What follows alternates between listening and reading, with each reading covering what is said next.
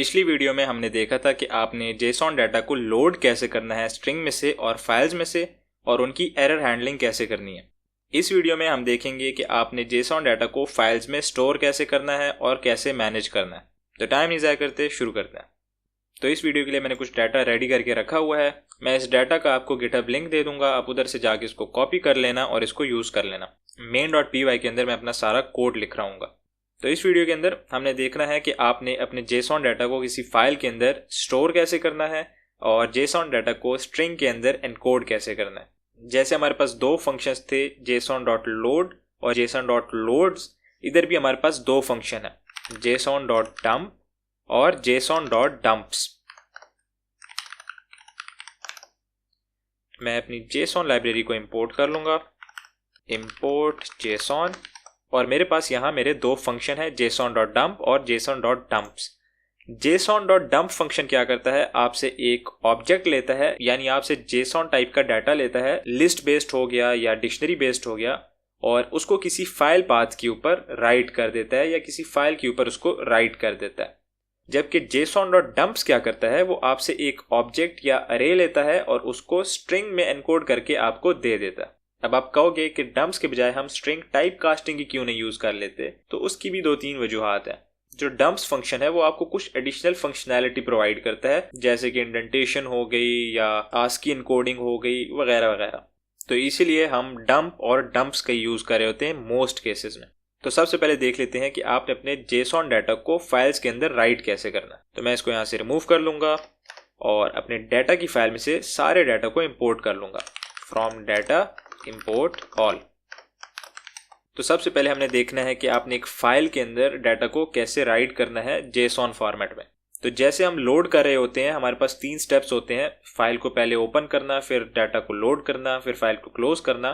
इस केस में भी हमारे पास तीन ही स्टेप्स होते हैं, फाइल को ओपन करना या क्रिएट करना, फिर उसके अंदर डाटा को डालना और फिर फाइल को क्लोज कर देना। तो हम बजाय इसके कि हम तीनों स्टेप्स को फॉलो करें, हम अगेन कॉन्टेक्स्ट मैनेजर का यूज करेंगे विद ओपन फंक्शन। और अब की बार हमारे पास मोड्स में भी दो चॉइसेस हैं, या तो हम राइट मोड यूज कर सकते हैं या तो हम अपेंड मोड यूज कर सकते हैं। दोनों में फर्क क्या है? राइट मोड क्या करता है, आपके सारे डाटा को ओवरराइट कर देता है अगर वो फाइल एग्जिस्ट करती है, और अपेंड मोड क्या करता है, उस डाटा के एंड पे आपके न्यू डाटा को अपेंड कर देता है।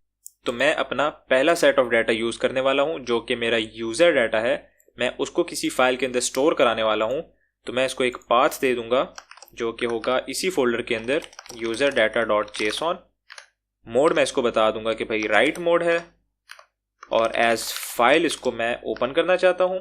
और चूंकि मैं फाइल के अंदर अपने डाटा को डालने वाला हूं, तो मैं जेसॉन डॉट डंप फंक्शन का यूज करूंगा। इसको अपना जेसॉन ऑब्जेक्ट दे दूंगा जो कि है यूजर डाटा, फिर उसको मैं अपना फाइल पाथ या फाइल का ऑब्जेक्ट दे दूंगा जो कि है मेरी फाइल। इस स्क्रिप्ट को रन करने से मेरी एक न्यू फाइल बन जाएगी और इसके अंदर मेरा वो सारा डाटा होगा। ये देखें, मेरी यूजर डाटा डॉट जेसॉन की एक फाइल बन गई जिसके अंदर मेरा सारा वो डाटा है जो यहां मेरे पास जेसॉन फॉर्मेट में था। मेरी यूजर आईडी 1001 है, मेरा यूजर नेम जेन स्मिथ है, और सिमिलरली मेरा ईमेल, एज, इस प्रीमियम, इंटरेस्ट, सारा वही डाटा है जो यहाँ पर मेरे पास था। तो आपने देख लिया कि आपके जेसॉन डाटा को किसी फाइल के अंदर डालना भी कितना आसान है। आप सिंपली डिक्शनरी या लिस्ट बेस्ड डाटा बनाते हो और उसको एक जेसॉन फाइल में फेंक देते हो या डाल देते हो। तो चूंकि हमें अब लोड करना भी आता है, तो हम अपने डंप किए हुए डाटा को दोबारा से लोड कर लेते हैं। हम उसी फाइल को अब की बार रीड मोड में ओपन करेंगे एज फाइल, और जेसॉन डाटा को अब की बार लोड करेंगे, json.load। फाइल से मैंने अपने डाटा को लोड कर लिया और मैं यहां पर इसको प्रिंट करा सकता हूं।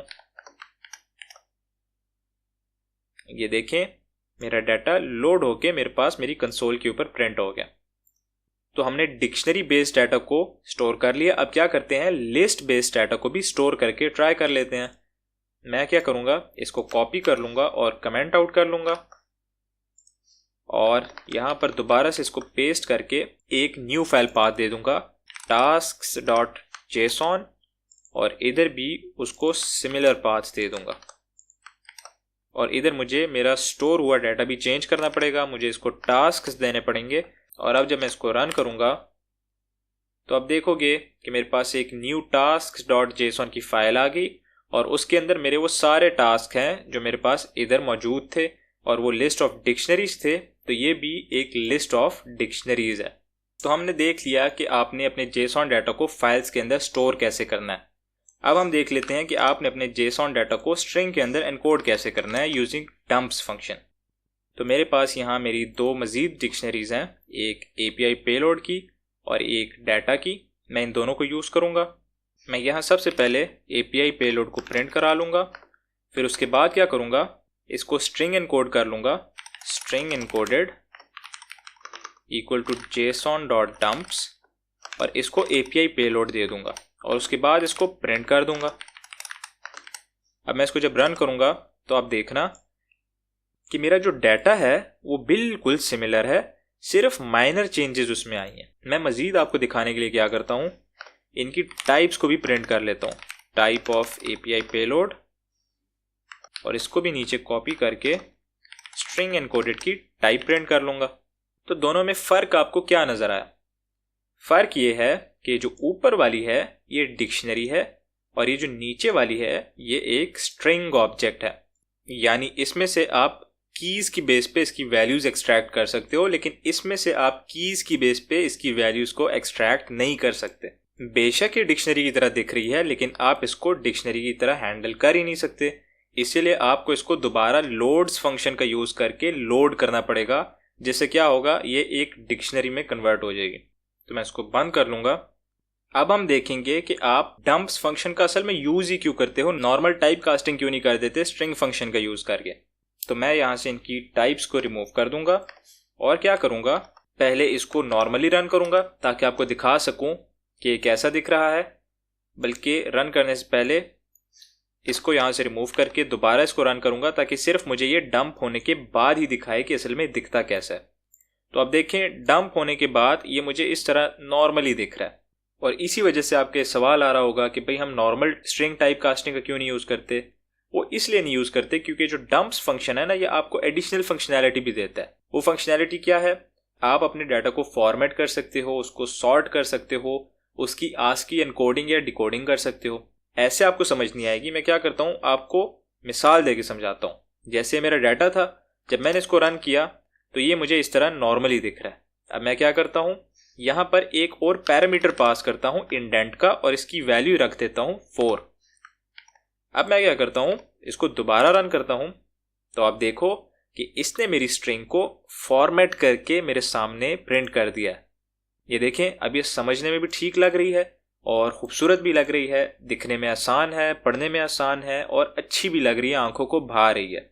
ये केस सिर्फ आपके डंप्स फंक्शन के साथ ही नहीं है, ये आपके डंप फंक्शन के साथ भी है। अगर मैं इसको अनकमेंट करूं और यहाँ पर डंप करते वक्त इसको इंडेंटेशन दे दूं 4 की और दोबारा इसको मैं रन करूं और मैं इस टास्क फाइल को ओपन करूं, तो आप देखोगे कि अब इसकी इंडेंटेशन 4 पे है और इसकी फॉर्मेटिंग अच्छी है। यानी यहाँ पर गैप्स हैं और मेरा सारा डाटा खूबसूरत तरीके से फॉर्मेट हुआ है। अब फॉर्मेटिंग तो फॉर्मेटिंग रही, आप अपने डाटा को सॉर्ट भी करवा सकते हो और आस्की एनकोडिंग या डिकोडिंग भी करवा सकते हो। जैसे कि मैं यहाँ से इसको अगेन कमेंट आउट कर दूंगा, लेकिन अब की बार API पेलोड यूज़ करने के बजाय अपना मेसी डाटा यूज़ करूँगा और मेसी डाटा में चेक करूँगा कि मेरे पास क्या आंसर आता है नॉर्मली।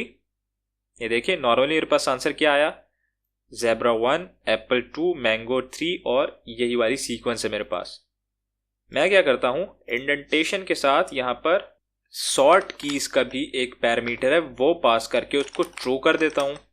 तो अब ये क्या करेगा, जब मैं इसको रन करूँगा तो ये देखें, इसने मुझे मेरी कीज जो है वो सॉर्ट करके दे दी हैं। अब आपको लग रहा होगा कि ये सॉर्टेड नहीं है, लेकिन ये असल में सॉर्टेड है। मेरी जो पहली की है उसका जो पहला लेटर है वो A से स्टार्ट हो रहा है, मेरी जो दूसरी है उसका पहला लेटर या अल्फ़ाबेट B से स्टार्ट हो रहा है, और सो ऑन, तीसरा C से, चौथा M से और पांचवा Z से। और ये परफेक्ट सीक्वेंस में है अल्फ़ाबेट्स के लिहाज से। और मैंने इसको बताया भी यही है कि भाई जो मेरी कीज़ हैं उनकी बेस पे सॉर्टिंग कर दो, और सॉर्टिंग क्या होगी, अल्फ़ाबेट बेस्ड होगी। तो आप स्ट्रिंग में कन्वर्ट करने से पहले अपने डाटा को सॉर्ट भी कर सकते हो। अब आपने देख लिया कि सॉर्टिंग और इंडेंटेशन तो पॉसिबल है, तो मैं सॉर्ट पैरामीटर को यहाँ से हटाऊंगा और अब आपको दिखाऊंगा कि आपने आस्की एनकोडिंग या डिकोडिंग कैसे करनी है। तो मेरे पास ये क्या है, इंटरनेशनल डाटा है जिसके अंदर मेरे पास कुछ ऐसे कैरेक्टर्स हैं जो नॉर्मल अल्फ़ाबेट्स नहीं है, जैसे कि ये वाला अल्फ़ाबेट हो गया या ये डिफरेंट लैंग्वेज हो गई और ये इमोजीज हो गए। तो मैं क्या करता हूँ, मैसी डाटा के बजाय इंटरनेशनल डाटा के डिक्शनरी को यूज़ करता हूँ और पहले इसको नॉर्मली प्रिंट कर देता हूँ। तो ये देखें, इसने जो मेरे आस्की कैरेक्टर्स हैं उनकी मुझे यूनिकोड वैल्यूज़ बता दी हैं, बजाय इसके कि ये कैरेक्टर्स को एज इट इज़ डिस्प्ले करता, इसने मुझे उनकी यूनिकोड वैल्यूज़ बता दी हैं। लेकिन अगर मैं चाहता हूँ कि नहीं यार मुझे तो कैरेक्टर्स ही देखने थे, तो मैं क्या कर सकता हूँ, यहाँ पर एक और पैरामीटर दे सकता हूँ एंश्योर आस्की और इसको फॉल्स सेट कर सकता हूँ। जब मैं इसको फॉल्स सेट करके दोबारा रन करूँगा तो आप देखोगे कि अब की बार वो एज इट इज़ प्रिंट हो रहे हैं। उसने मुझे उनकी यूनिकोड वैल्यू नहीं बताई बल्कि उन कैरेक्टर्स को उनकी रियल फॉर्म में प्रिंट कर दिया। रियल फॉर्म तो नहीं, खैर उनकी रिप्रेजेंटेशनल फॉर्म में, यानी उनकी जो यूनिकोड वैल्यूज़ हैं वो किस चीज़ को रिप्रेजेंट करती है उस चीज़ को ही डायरेक्टली प्रिंट कर दिया, बजाय इसके कि वो यूनिकोड वैल्यूज़ को प्रिंट करता। तो देखें ये डंप और डंप्स फंक्शन कितने पावरफुल हैं, आपको कितने एडिशनल फीचर्स प्रोवाइड कर रहे हैं जो आपको पता नहीं क्या क्या करना पड़ता इम्प्लीमेंट करने के लिए। तो इस वीडियो के अंदर हमने क्या सीखा कि आपने जब भी अपने JSON डाटा को किसी फाइल के अंदर स्टोर करना हो तो आप JSON.dump फंक्शन का यूज़ करोगे, और जब भी आपने अपने JSON डाटा को किसी स्ट्रिंग के अंदर एनकोड करना हो तो आप JSON.dumps फंक्शन का यूज़ करोगे, और उसके एडिशनल पैरामीटर्स क्या करते हैं वो भी आपने सीख लिया इस वीडियो में। तो उम्मीद है आपको कुछ ना कुछ नया इस वीडियो में से सीखने को मिला होगा। मिलते हैं अगली वीडियो में, तब तक के लिए learn simple and right simple.